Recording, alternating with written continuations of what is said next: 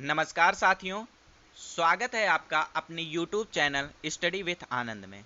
साथियों, आज हम लेकर आए हैं आपके लिए भारतीय राष्ट्रीय आंदोलन के प्रश्नोत्तर श्रृंखला 3। साथियों, इसके पहले 2 श्रृंखलाएं आ चुकी हैं। प्रश्नोत्तर श्रृंखला 1 में हम लोगों ने वर्ष 1885 से लेकर 1905 तक के संपूर्ण घटनाक्रम से संबंधित प्रश्नों पर विचार किए थे।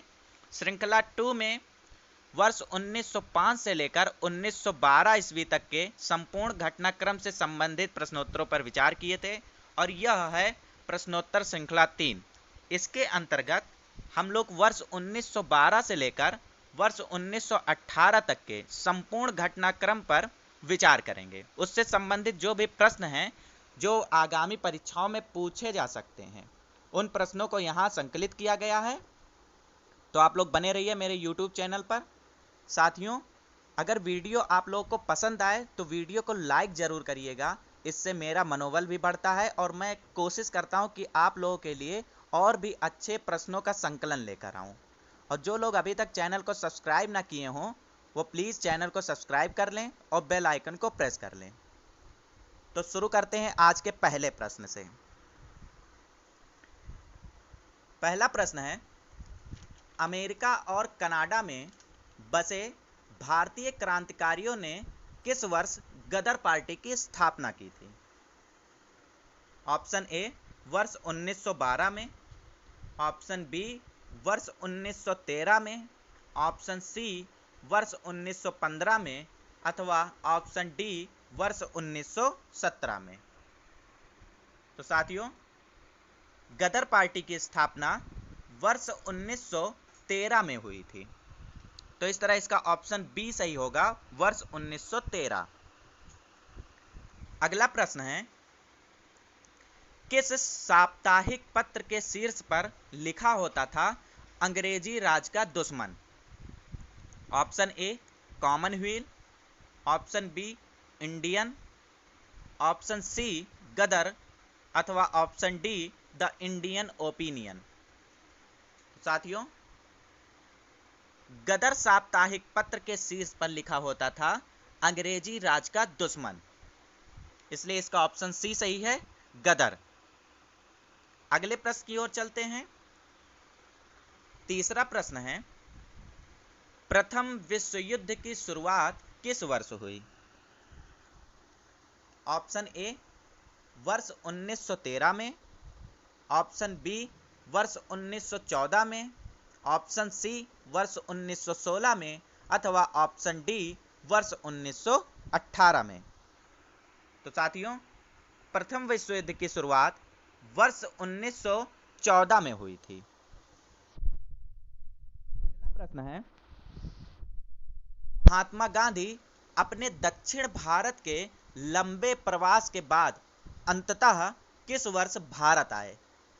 ऑप्शन ए वर्ष 1905 में, ऑप्शन बी वर्ष 1909 में, ऑप्शन सी वर्ष 1915 में अथवा ऑप्शन डी वर्ष 1917 में।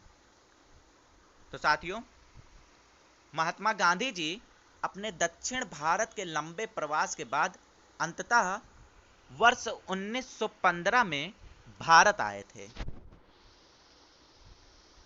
अगला प्रश्न है, पांचवा प्रश्न, महात्मा गांधी भारत आगमन के पश्चात सर्वप्रथम कहां हिस्सा लेने पहुंचे? ऑप्शन ए भारतीय राष्ट्रीय कांग्रेस के लखनऊ अधिवेशन में, ऑप्शन बी चंपारण सत्याग्रह में, ऑप्शन सी होम रूल आंदोलन में अथवा ऑप्शन डी काशी हिंदू विश्वविद्यालय स्थापना समारोह में। तो साथियों, महात्मा गांधी जी वर्ष 1915 में भारत आने के पश्चात वर्ष 1916 में सर्वप्रथम काशी हिंदू विश्वविद्यालय स्थापना समारोह में हिस्सा लेने पहुंचे थे। अगला प्रश्न है, बाल गंगाधर तिलक द्वारा होम रूल लीग की स्थापना किस वर्ष हुई? ऑप्शन ए वर्ष 1916 में, ऑप्शन बी वर्ष 1918 में, ऑप्शन सी वर्ष 1919 में, अथवा ऑप्शन डी वर्ष 1922 में। साथियों, वर्ष 1915-16 में दो होम रूल लीग की स्थापना हुई थी। पहले होम रूल लीग की स्थापना एनी बेसेंट ने किया था तथा दूसरे होम रूल लीग की स्थापना बाल गंगाधर तिलक ने किया था। तो बाल गंगाधर तिलक ने होम रूल लीग की स्थापना वर्ष 1916 में की थी। अगला प्रश्न है 7वां प्रश्न, महात्मा गांधी के राजनैतिक गुरु कौन थे? Option A M G. Ranade, option B Dadabhai Naoroji, option C Gopal Krishna Gokhale, अथवा ऑप्शन डी बी.जी. तिलक। तो साथियों, महात्मा गांधी के राजनीतिक गुरु गोपाल कृष्ण गोखले जी थे। इस तरह इसका ऑप्शन सी सही होगा, गोपाल कृष्ण गोखले। अगला प्रश्न है, वर्ष 1916 में भारतीय राष्ट्रीय कांग्रेस व मुस्लिम लीग का वार्षिक अधिवेशन कहां संपन्न हुआ? ऑप्शन ए लखनऊ में, बी दिल्ली में, सी लाहौर में, अथवा ऑप्शन डी बंबई में। तो साथियों, वर्ष 1916 में भारतीय राष्ट्रीय कांग्रेस व मुस्लिम लीग का वार्षिक अधिवेशन लखनऊ में संपन्न हुआ। चलते हैं हम अगले प्रश्न की ओर। 9वां प्रश्न है, कांग्रेस ने अपने किस अधिवेशन में मुसलमानों के लिए पृथक निर्वाचन की मांग को औपचारिक तौर पर स्वीकार कर लिया था?